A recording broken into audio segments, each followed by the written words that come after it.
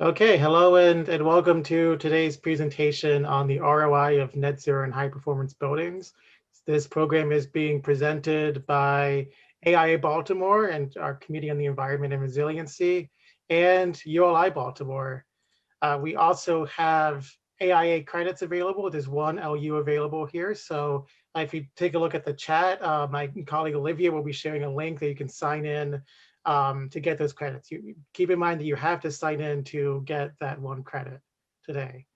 And before we get started, I have a few announcements. One is tomorrow we have our first ever gingerbread design competition event. Please tune in with us at 4 o'clock tomorrow and see some of the fantastic gingerbread house designs we'll have displayed at our new Center for Architecture and Design. And also coming up is Meet the Press event. So if you're interested in learning a bit about how to connect with the local media on December 15th at 8:30, the AIA Baltimore Practice Management Committee and SNPS Maryland will be hosting an event. So please sign up for that. And now moving on to today's presentation, we have with us, sorry about that. We have with us Ben Rausch. He is a co-chair of our Committee on the Environment, and he's going to be moderating the panel discussion today. So Ben, take it away, please. Thanks. Yeah, so I'm Ben Rausch with FSI Engineers, and the ground rules are pretty simple. If you've got a question, you're muted. It would be great if you type it into the chat, and we will pick them up as we go. Each of the panelists is going to introduce themselves and has a couple slides to share, and we'll go from there.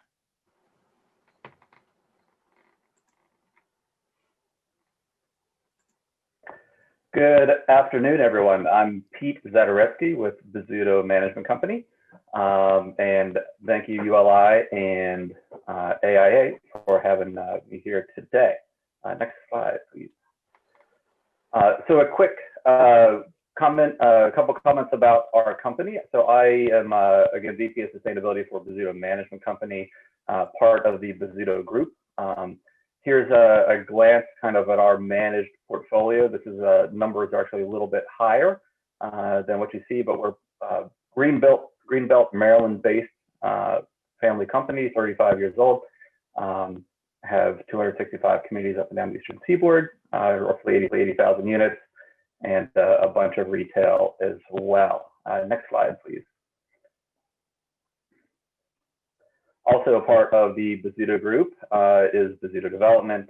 We have an in-house development firm that the management company then will manage and operate. Bizzuto Construction Company builds those properties as well as acts as a third-party GC for outside clients. And we also have a home building division for single-family homes and condos. Next slide, please. So a couple of commitments that are kind of timely and worth sharing in the context of this conversation. 5 years ago, we committed to a 3% energy reduction year over year across our managed portfolio. We have achieved that 4 out of 5 years. I actually just submitted our 5th Energy Star Partner of the Year award application about 2 hours ago, and the results were great there. We have committed to increasing diversion rate in our waste streams. We have committed to the RE100, so looking at 100% renewable electricity across all operations by 2040. Combination of on-site renewables and REC purchases as we continue to crack that, try to figure out how to crack that nut in multifamily and mixed-use properties. And we are also part of the Department of Energy Better Buildings Challenge, looking at reducing energy and waste, and aggressively pursue Energy Star certifications and other achievements wherever possible. Next slide, please. So just quickly, accomplishments, again, touched on the Energy Star Partner of the Year. We're the first and only multifamily management company to achieve that.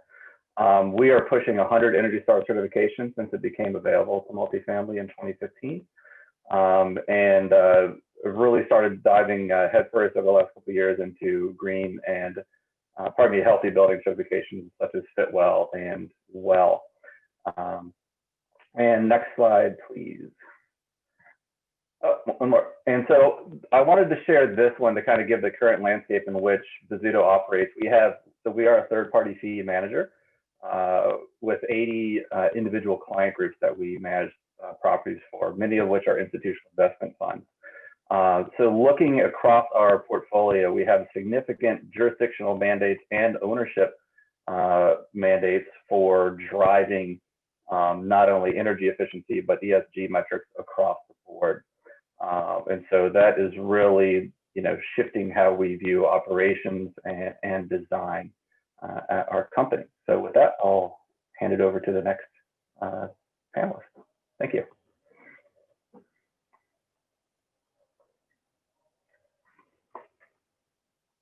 All right, well, thanks, Pete.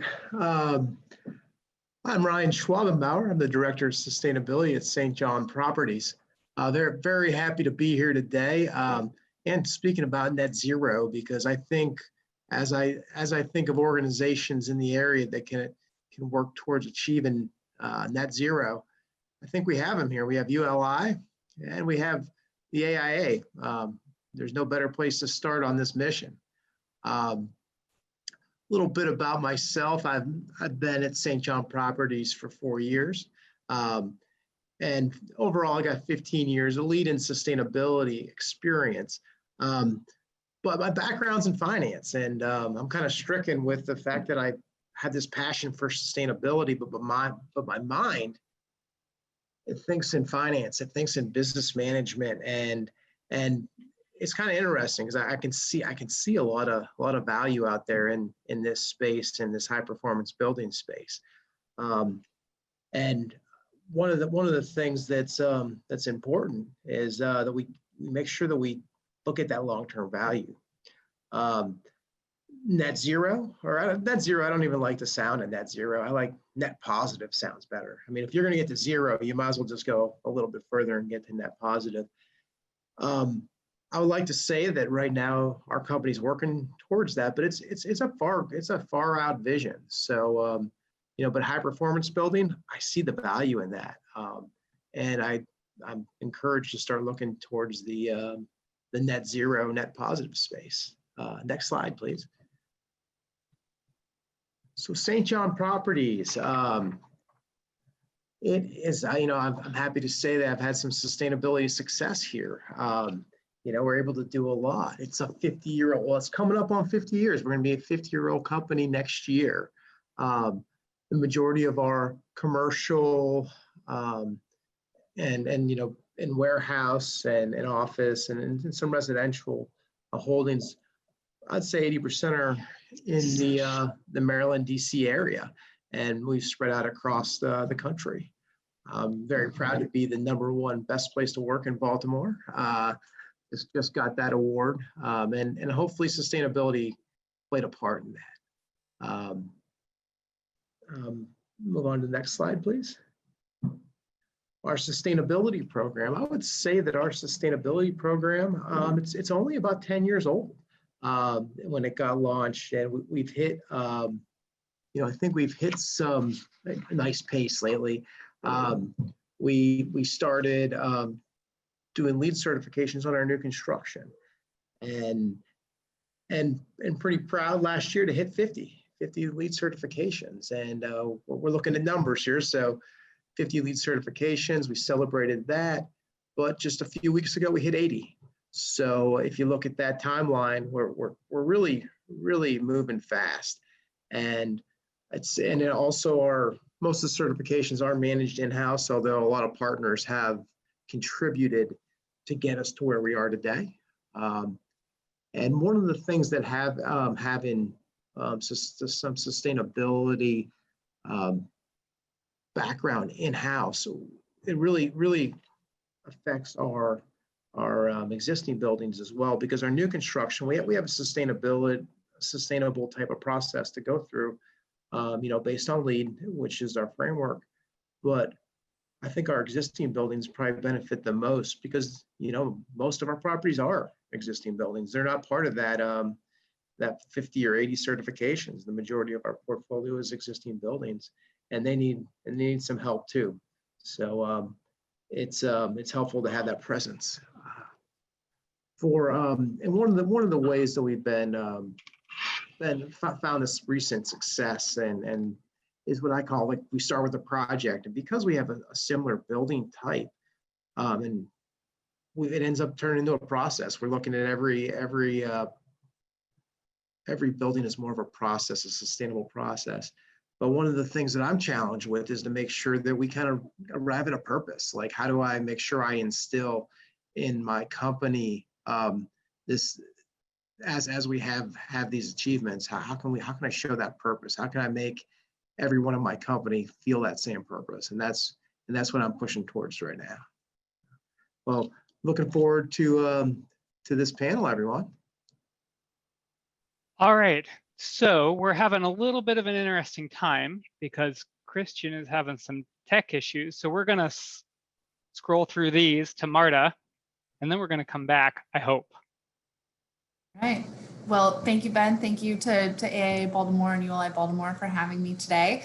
As a little introduction, my name is Marta Schantz. I'm the Senior Vice President for the Urban Land Institute's Greenprint Center for Building Performance, and ULI is headquartered in the DC area, so I'm not far from you all.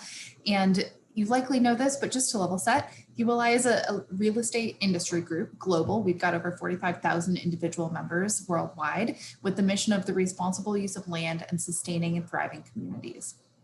And one thing that's kind of unique about ULI is that we don't lobby. And so instead we put a lot of focus and attention on thought leadership and research. And the Greenprint Center, which I run, is part of ULI's research arm. It focuses specifically on climate mitigation, making the business case for green buildings by tying reductions in carbon emissions to increases in asset value. So it ties really nicely to what Pete was talking about, and Ryan too, on the business side of things, really connecting the purpose of climate mitigation to the financial realities of real estate. We cover topics ranging from city and real estate climate policy partnerships to sustainable tenant fit outs to embodied carbon and everything in between, of course, including net zero and high performance buildings. So we can go to the next slide. In addition to our research work with the Greenprint Center, we have a community of practice, and it's also called Greenprint, which isn't confusing at all. And it includes a worldwide alliance of these real estate owners and developers who are listed here, committed to improving the environmental performance of the global real estate industry through benchmarking and knowledge sharing and implementation. And so we have collective goals for this group of over 10,000 buildings represented, 32 countries, to reduce greenhouse gas emissions 50% by 2030. And just this fall, we announced an additional goal to reduce hitting net zero carbon operations by 2050. This is very much in line with what science tells us is needed, and also what is hopefully feasible in the real estate community. So if we look at the next slide, like, what does it mean to be feasible? Like, how do we think about high performance buildings? What is that business case? And Ryan and Pete talked about this a little bit. I think we'll come to it a lot in the discussions as well.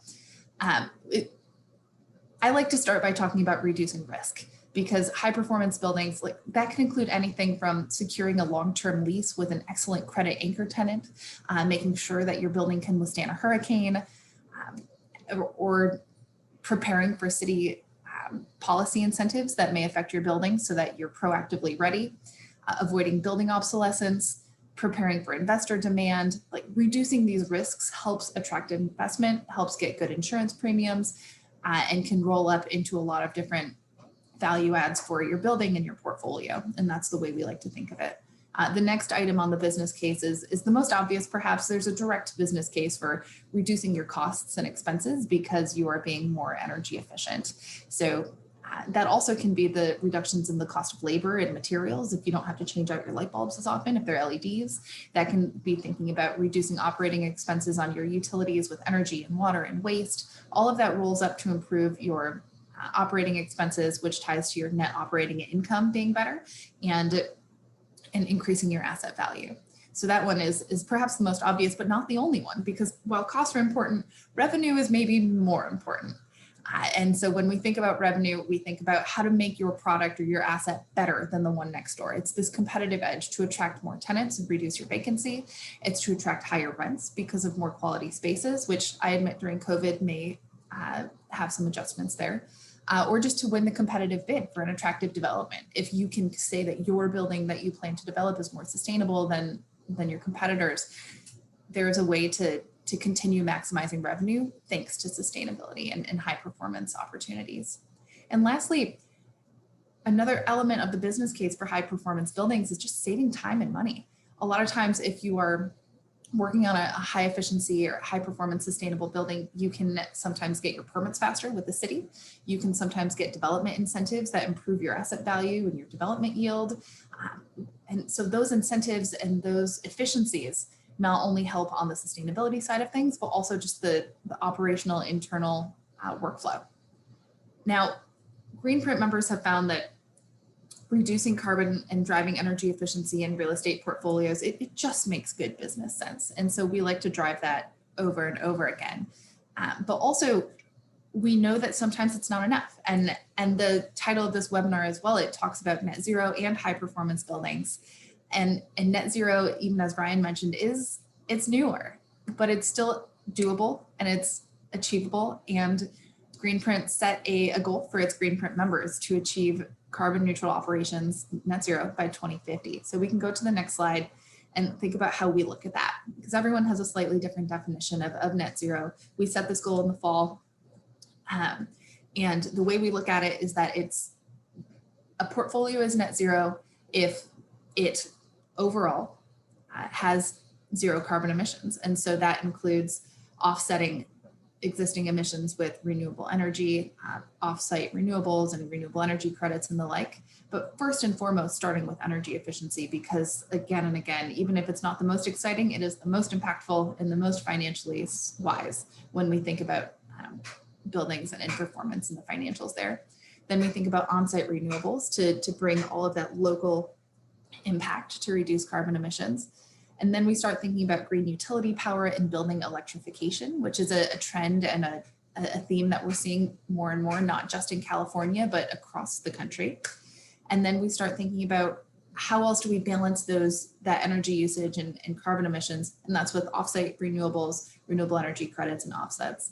Of course, we can't ignore tenant engagement and the importance of having tenants on board for behavioral use and efficiency of activities. And then also we're looking at embodied carbon, because while our net zero goal that we use to define net zero just looks at the operational side of things, we recognize that embodied carbon is a growing piece of the pie for building carbon emissions. And eventually we want to incorporate that too. So we have 11 of our Greenprint members have aligned with this net zero goal. I think some of them are Bozzuto clients as well, which is a fun overlap. And so I'd be happy to talk more about just how we at ULI Greenprint see this business case, what our members are talking about, and how to keep things moving forward. Awesome. And Kristian, we're going to come back to your slides. Thank you. And my apologies. Sorry to keep everyone waiting. My apologies to you, Marta and Ben, and the rest of the panel that held up naturally. So good afternoon, everyone. I'm Kristian Spannhake. I'm with Brightview Senior Living. I'm on the development side there as a senior project director. And without the benefit of having seen the slides before, I will go through these. I'm sure that my fellow panelists have covered a variety of the topics here. So I'll give you a brief overview of what we're focused on at Brightview on the development side. So we can go to the next slide there. So Brightview Senior Living is a developer, operator as well of senior living communities up and down the East Coast, generally operating from Massachusetts, Boston metro market down into Virginia and the DC metro market, and all metro markets in between. And our pipeline of growth, we're looking at 3 to 5 new communities in that market and new markets per year. So clearly understanding and implementing an approach toward high performance buildings is a critical component of our development pipeline. We can go to the next slide. So what we've instituted at Brightview is our own green building standards as the first step in moving down a path toward zero energy. As Marta mentioned, there are a variety of different definitions of net zero. So we've tried to boil that down and say our goal is really to get to zero energy, and that's both in reducing our consumption as well as offsetting with on-site green power. So just a quick run through the building standards that we've implemented. All of our new development includes energy modeling and commissioning. We also understand that the site selection and building orientation will impact the energy performance of the building, along with the building layout and the envelope selection, and then on into the infrastructure of the building, the systems, the controls, the operation of the building.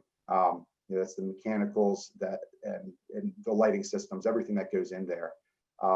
And then through leaning out those and the energy impact of those elements, what can we bring in terms of on-site green power to offset that consumption? In addition, to validate our energy modeling and to also hold ourselves accountable for the buildings that we're designing and to constantly inform our future designs. We do perform energy performance and utility tracking. We'll track our power, electric consumption, our gas consumption, our water consumption as well. And that also serves back as a model verification to make sure that we are using and implementing strategies that the energy models are suggesting to us.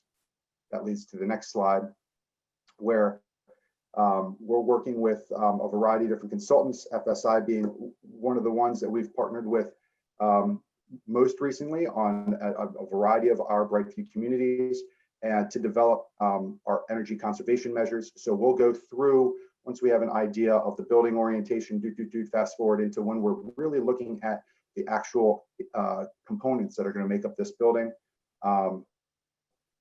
The energy model will help us inform decisions upon how we analyze and select our energy conservation measures. That'll provide us information on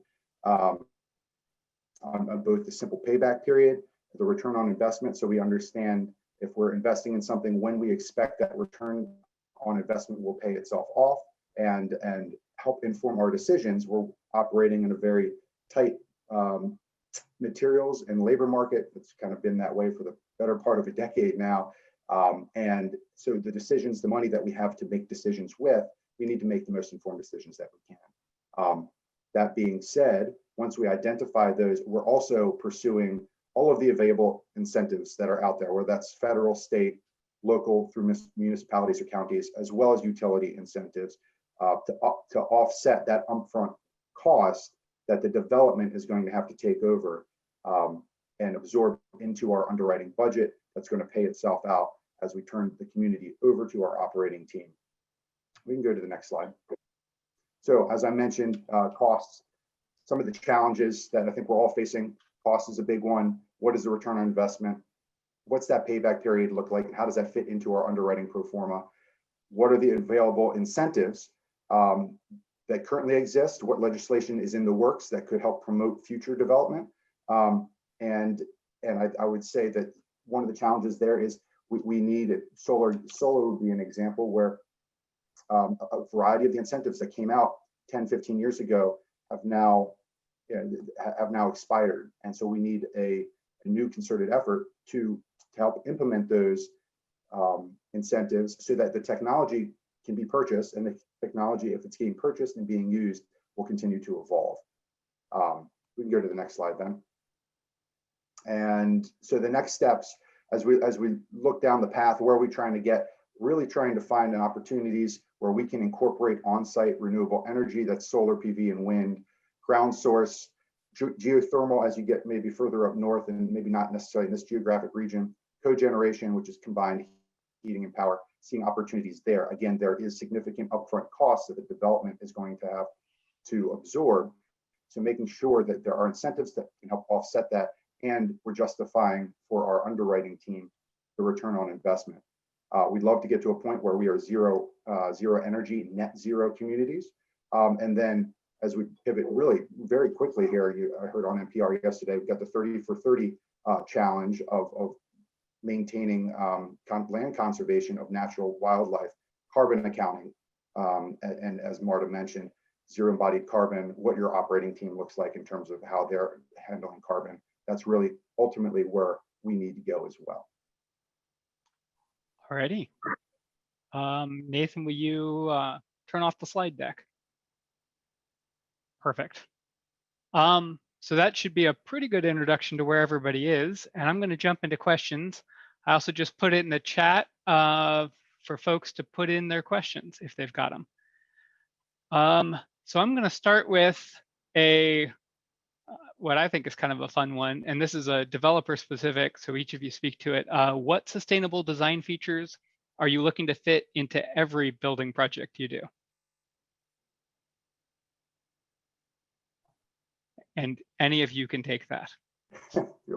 I'll start off there. So solar, in our latest iteration of our design standards, we are going to be designing all of our buildings to be, quote, solar ready.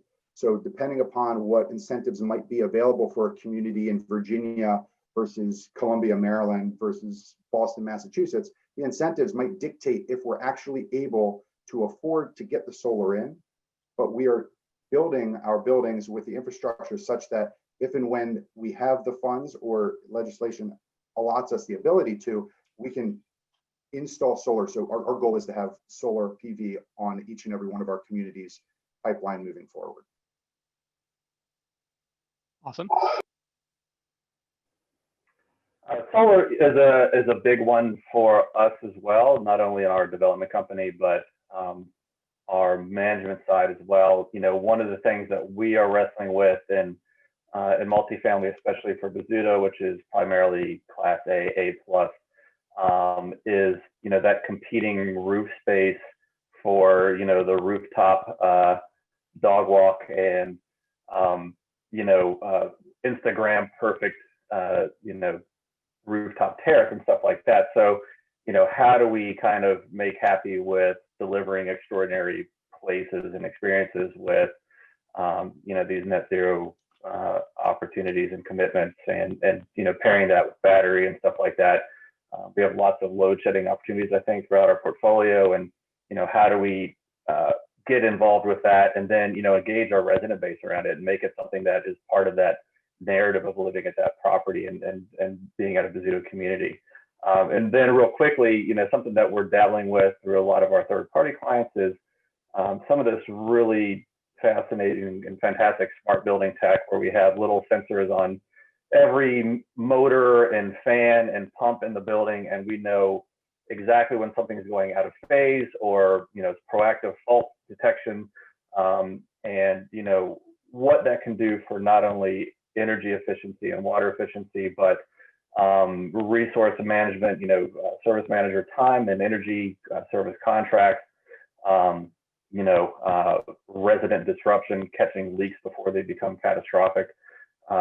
You know, I think there's so much there, and, you know, I'm working and fighting internally of making that case for, yes, it costs this up front to put in the infrastructure and the little meters on every single thing, but, you know, look at the long term of what this could potentially deliver. And not, you know, again, it's energy efficiency, and it's also, you know, resident experience. So just getting our feet wet there.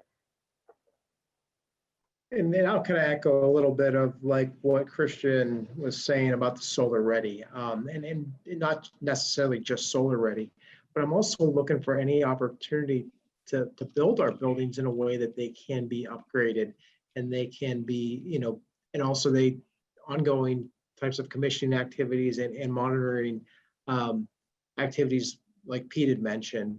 It's so important for us, especially when today we're looking at a high performance building, and then on the panel we're also discussing net zero buildings. So a lot of the common, as a spec builder, we have a common building spec. Of course, there's certain things we're including in every building: our reflective roofs, our LED lighting.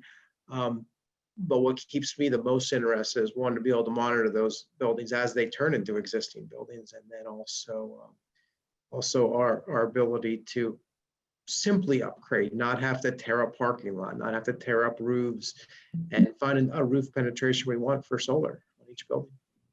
Yeah, that's what we're seeing with ULI's Greenprint members as well. A lot of focus on not just the low-hanging fruit, but that deeper energy efficiency opportunities, and especially technologies that you can implement up front so that you have those savings from the get-go. Very sophisticated building automation systems with energy management, including sensors, as Pete mentioned, but not just on the equipment, but also throughout the building. So thinking about occupancy sensors, thinking about daylighting sensors, thinking about CO2 sensors as well for different ways to people count.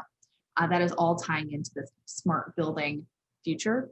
And as dull as this may sound, like sub-meters as well, thinking through sub-metering each of the spaces to be prepared to have that more nuanced and detailed information in your systems about what's happening in each individual space. So I'm going to tie a whole lot of user questions and one of our pre-formed questions together. Stick with me for a second. So your companies are out ahead and you're building better than base code. We also know that base codes are going to rapidly improve towards a 2030 challenge, meeting buildings, and then beyond that, we expect to push even further. How do you make the business case today for being better than code minimum, and what uses, what tools you're using, incentives and others, or higher rents, or continue down that, like Marta had a whole slide on it. And as codes rapidly improve, are you also going to see a business case for rapidly improving?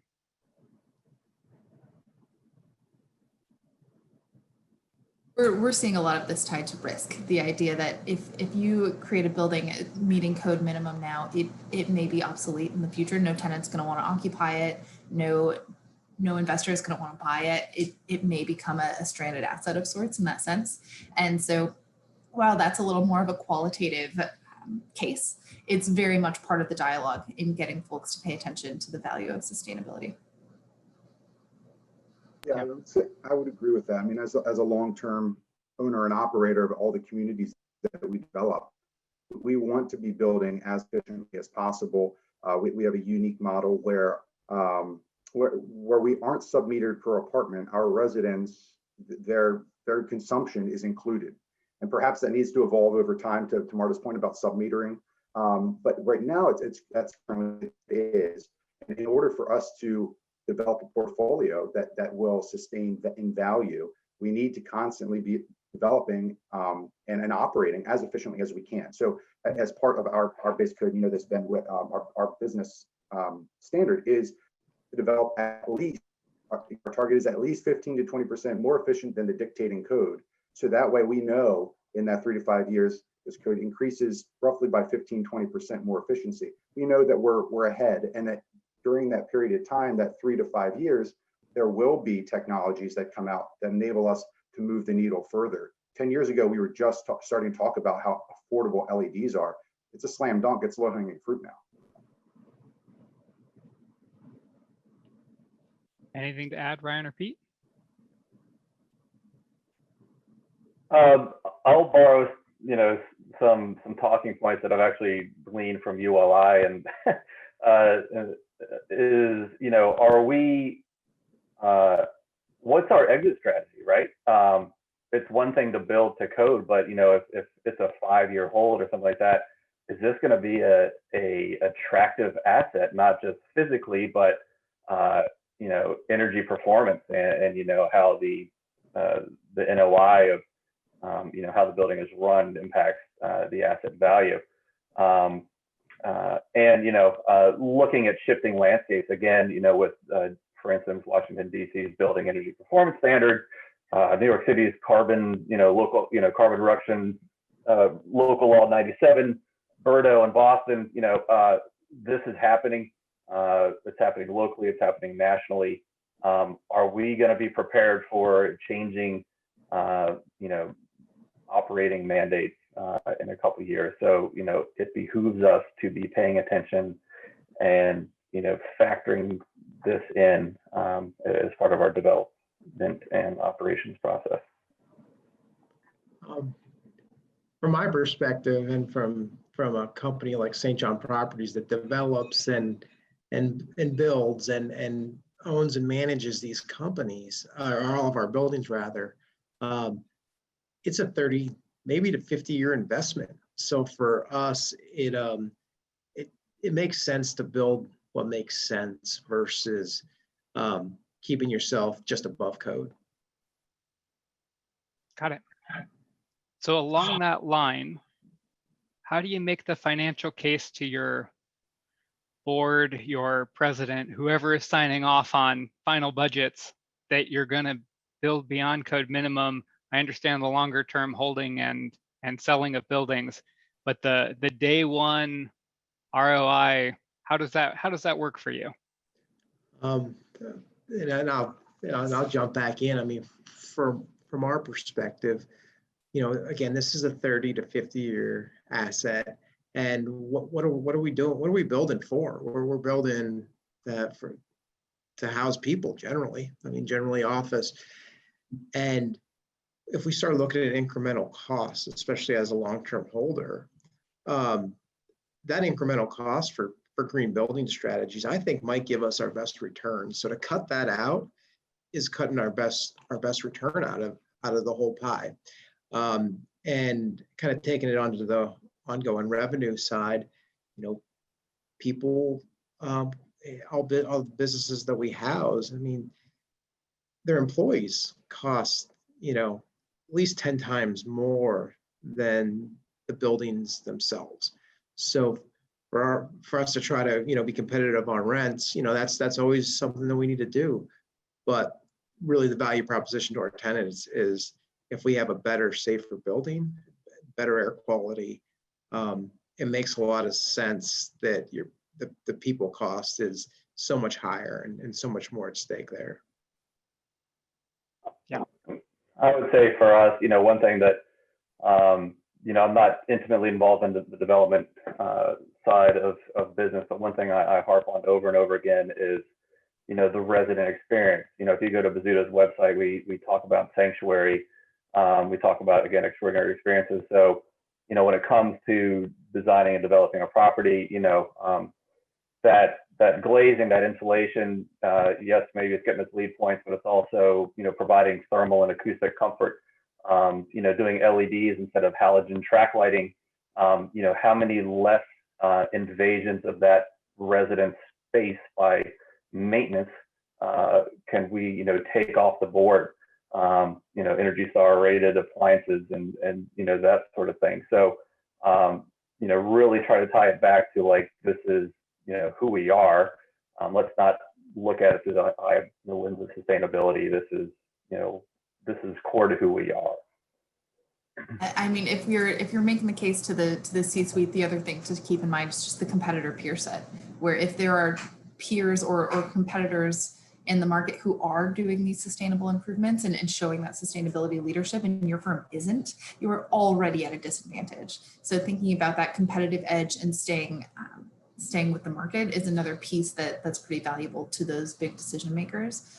Also, though, like getting brokers on board to understand that tenants and residents want this and will pay more for it, and thinking about how those values like increased rental rates and increased occupancy, like leasing up the building faster, can be built into the pro forma so that those numbers are included and can balance out the slightly increased costs of more sustainable technologies. And I would think we're approaching, you mentioned brokers and tenants are willing to pay more for it. I think at least in multifamily, we're probably approaching that point where residents are going to be asking, if you're not, why aren't you? I think we are approaching that point. So another thing to consider, and we're launching an internal study right now of a survey of a core group of residents to better understand, their views and understandings of this, and be curious to see what that shows.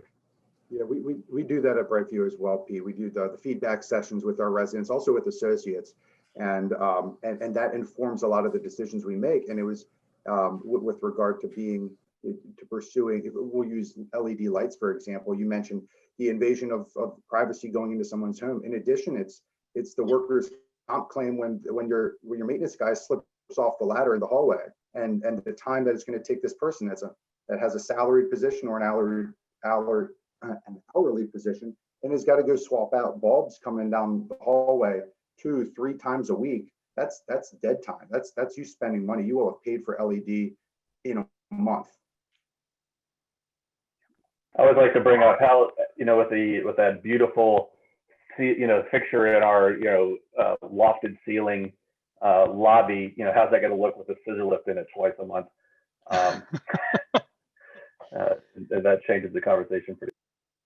Yeah, no, that's great. So along that line, when you're working with your architects, you're looking for a higher level of sustainability. How do you give that picture, and what are you looking for an architect to respond back on? How much are you looking for them to push the envelope and bring new technologies?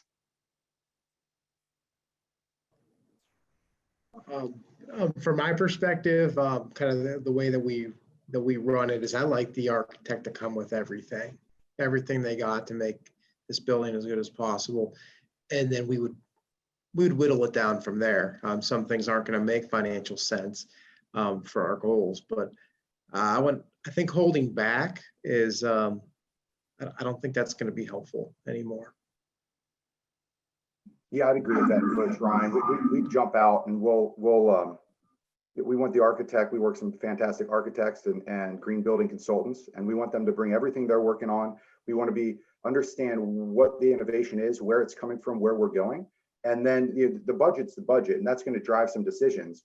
But I want you to inform me as to what's going on. What are the things I don't know? Where are some blind spots that you're picking up that we could pivot and pick up some, maybe so there's some low hanging fruit we were unaware of. So yeah, I think at Brightview we rely heavily upon our consultants to inform us, and they're really helping us drive Brightview's path to zero energy. And a lot of that comes down to the initial sustainability charrette, right? When a new building is being planned, like having that as early as possible, having the architect team, as well as the MEPs and everyone involved in the development, like together on the same page with the same goals from the beginning. It's critical to having the process be as efficient and smooth and cost effective as possible. So that's critical as well, to bring it up front at the beginning, avoid change orders, avoid schedule delays from the get-go. Awesome. So at what point in your design process do you start talking about sustainability? Is it CDs where you're picking final equipment coming into CDs? Is it earlier? Is it all the way at the beginning when you're talking about massing? When do you usually get in there? When do you want to be getting in there? From my perspective, it's a constant because we continue to build. It's a constant conversation. I think I've got it good, and I'm lucky that that we build the way we do. One building after another, that with a similar design. But to me, any advice would be as soon as possible. I mean, there's no reason to wait. It's just going to hurt you.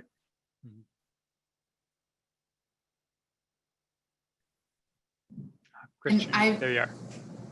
Oh, go ahead, Kristian. Oh, I was going to say I agree. We're bringing on an energy modeler, our sustainability consultant, our green building consultants, early on, site selection, even before massing. We want to understand that, we're going to engage those consultants, or that particular consultant, depending on the project, as a strategic partner the whole way through design. So our design, we really want to understand right off the bat. We don't want to leave. I think, and 4 or 5, maybe 6 years ago, we were simply engaging an energy modeler in DDs, and that's helpful. That's going to inform your design. But by then, you will have missed all these other opportunities in advance of that. Well, so we started that a little bit earlier. Well, the earlier you realize you can bring someone in who's going to help inform decisions about how efficient your building can, should, and could be, that's an opportunity, and we're constantly trying to bring that in earlier and earlier. The number of times that I've heard some of our members say, like, oh, we were at the point of substantial completion, and then the asset manager asked if we could add solar to the parking garage. Like, it's too late for that. Like, you can't just throw solar panels on. That's not how it works. And so unfortunately, buildings are not currently designed to be as future flexible as possible, like Ryan was talking about, or electric vehicle ready or solar ready, like Kristian was talking about. So until it gets to that stage, having those elements from the beginning, again, is the time to do it. Yep. Anyone else? Anything else there? All right. So this is combining a little thing from Klaus, where he says the budget is the budget, and if they're never adjusted to a higher initial cost, there won't be zero energy buildings ever, or at least not without carbon pricing. That's a whole other deep dive, isn't it? So you've already managed to say this is a higher cost that's worth it.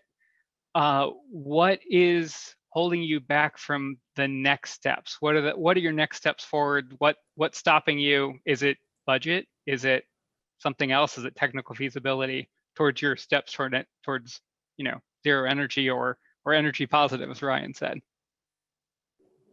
Well, I think for most of us on the panel here, we're all consulting or working on different projects. We're not building a widget every time. Each of our communities, each of our buildings is different each time. So they each come with their own unique intricacies and challenges. And so speaking of in that general terms, one of the challenges that we're facing is as we have pivoted to building more urban infill and more town center development, we're going more vertical, which is great because of the density aspect of that, but that reduces the roof square footage and reduces our ability to really invest in solar in some cases. That combined with, so that's going to reduce our return on investment. There's certainly some sunk costs when you go to solar, again, as an example.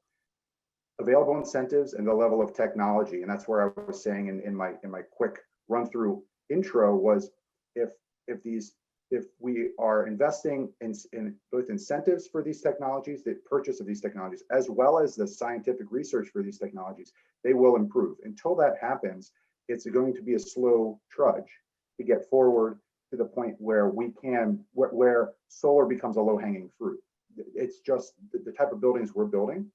And so that's why we're partnering with FSI and ACM and BCT and all these great architecture and design firms to say, okay, well, let's think outside the box and let's do it a little differently. What if you have surface parking, just put canopies over that. So I think that one of the challenges remains cost, but it also remains, we almost are our own roadblocks sometimes by getting in our way and immediately finding why it won't work.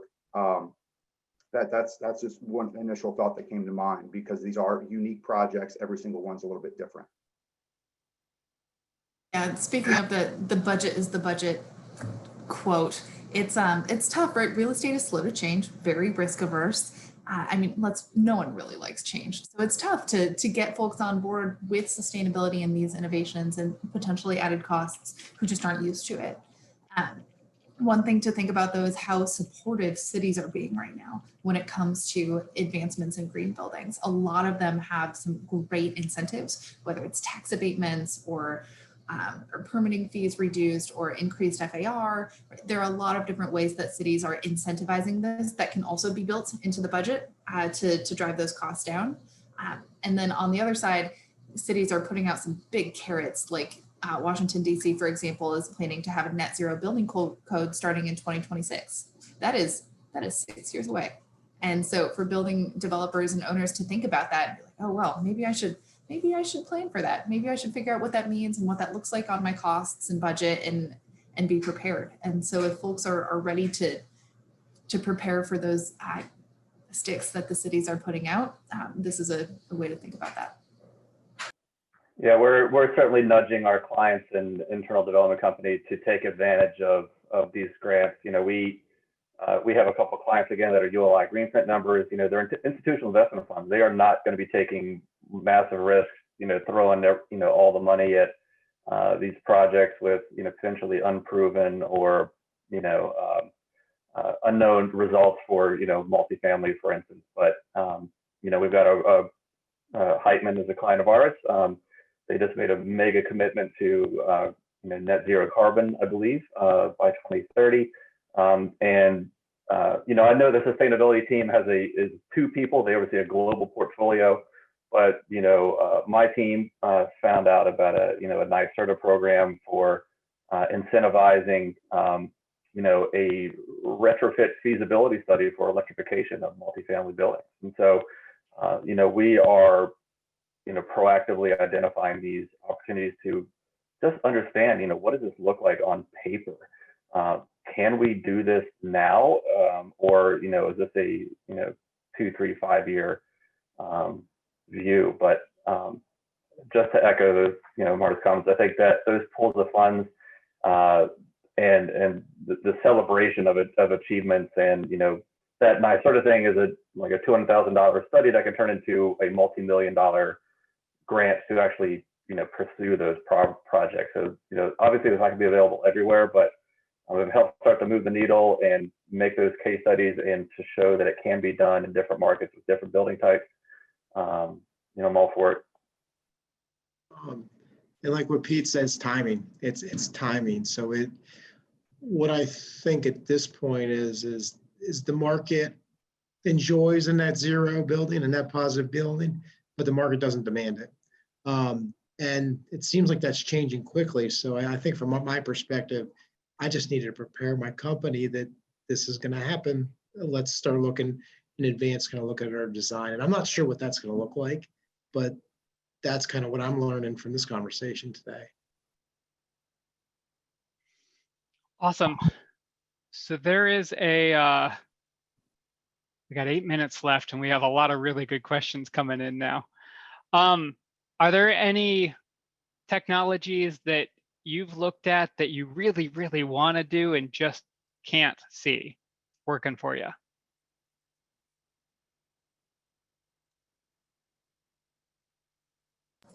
One of the things that a lot of our members have been interested in but haven't done yet is deep levels of occupant tracking, because they're worried about tenant data and the concern around like tenant health data or tenant just that level of data and personal information causing legal issues. That's been a big one where folks want to do tracking people's movement, not only for public health, but also for efficiency. And they're like, oh, you can't track our people. Like, and so there are a lot of opportunities that have that issue that folks are frustrated by. So that's a good jump into, we've got, there's currently, all of our talking points are about COVID. I think that's the way to say it.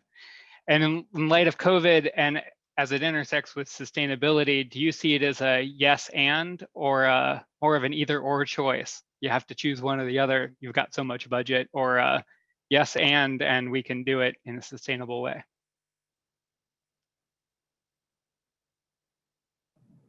From my perspective, it's made our COVID response easier, having green buildings, having the ability to to tell our tenants, hey, we've been looking at indoor air quality, prior to COVID, and now we need to make adjustments, especially with ventilation and outside air, and having the capability to do that with a system that we're confident it's making those changes. As a sustainability guy, I hate to see the increased energy use, but those systems are allowing us to make those modifications much easier than if we would have went with the cheapest out there. So. Anyone else? Yeah, I mean, I'd agree with Ryan there.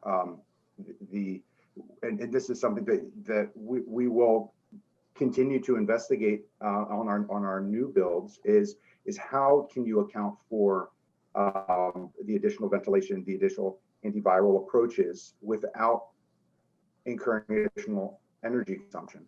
What synergies are out there? So I think it's a yes and. It's just a matter of talking through it and figuring out the right technologies.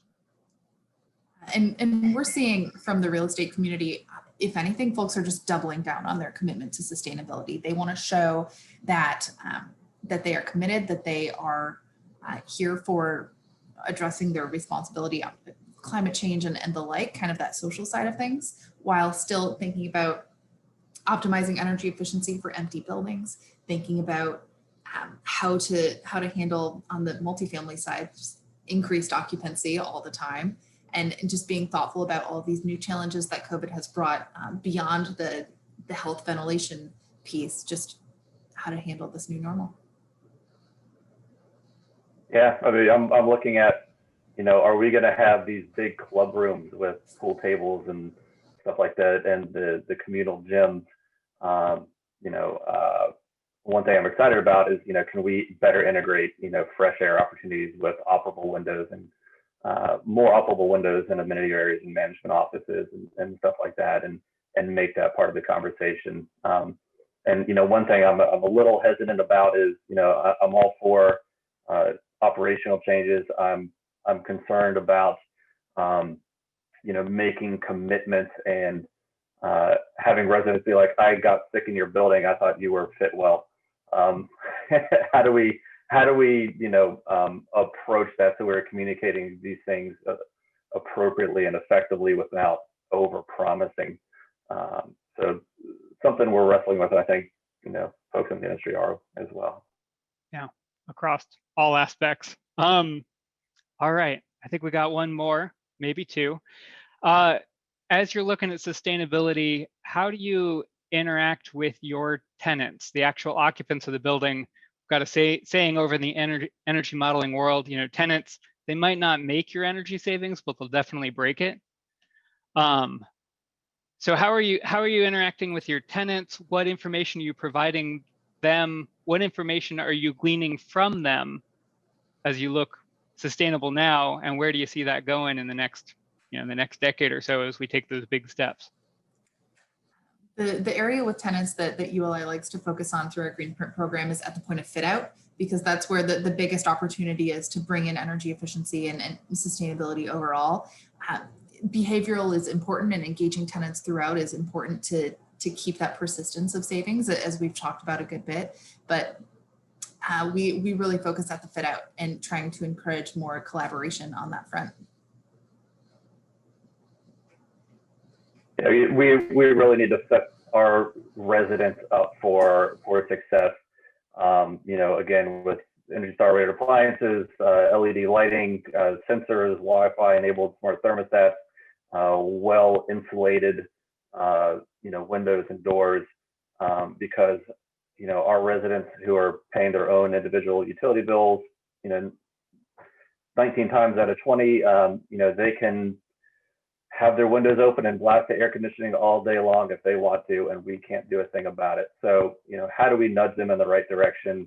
Again, I love the idea of these smart meters and invoicing opportunities to say, you're using, 90% more energy than your neighbors, or what have you. So we're looking for these opportunities to nudge versus, finger wagging and that sort of thing. So it's complicated. Yeah, for us, we on the tenant fit out side, that's where we set our standards, and we try to. And I'm always fighting to set a sustainable standard. And the forces against me are trying to. Well, we need to be more competitive in our fit out. But luckily, at St. John Properties, we have our own tenant fit out team, and they're on board. They're on board. So we're setting standards that that.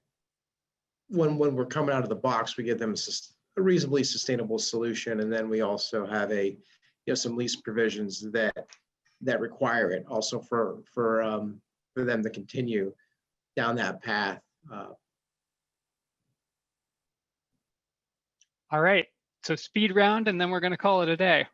What is the most exciting thing you've done towards sustainability in the last 5 years on your projects that you're super stoked you've started including on all your projects? Energy modeling. You laugh, Ben, because we work together, but that's a fact. Joining Brightview 7.5-8 years ago, we were not energy modeling. We brought a lot of to our market. So Brightview's a market rate product. We previously were engaged in affordable housing, so we brought a lot of our sustainability standards from the requirements of CDA and HUD over, and we weren't doing a lot of those things. And to have an informed design is priceless. It really is. And energy modeling is a huge part of that. So, awesome. Mine's gonna be crazy boring, but benchmarking, just understanding what's going on in your portfolio is so critical to drive future decisions and understand what's going on and what can be tweaked, what's working, what's not. Boring, but a big one, I think. Well, I'll do my best to try to be more boring than Pete, and that's by just just really finding, again, the management process of the green building is what, when it wasn't that way, it was frustrating. You know, I felt like we were starting over on each project, and to kind of get into a process, to me, that is the most exciting thing, to see buildings kind of just come up the way you want them versus, you know, every detail. You got to fight for every green detail in your building. So. I would close out with another, maybe not super exciting one, but green building certifications. At this point, it's very weird to see a new building not have a green building certification. And I think that's fantastic that has become an expectation, whether it's LEED or Energy Star or BREEAM or otherwise. Having green building certifications be an expectation from the get-go is a good thing. Awesome. Agree. All right. Thank you all for joining us, and thank you for everybody, all the participants for tuning in to listen. Nathan, do you have anything to close this out? No, I just wanted to thank the panel. This was a fantastic discussion, and yeah, happy holidays, everybody.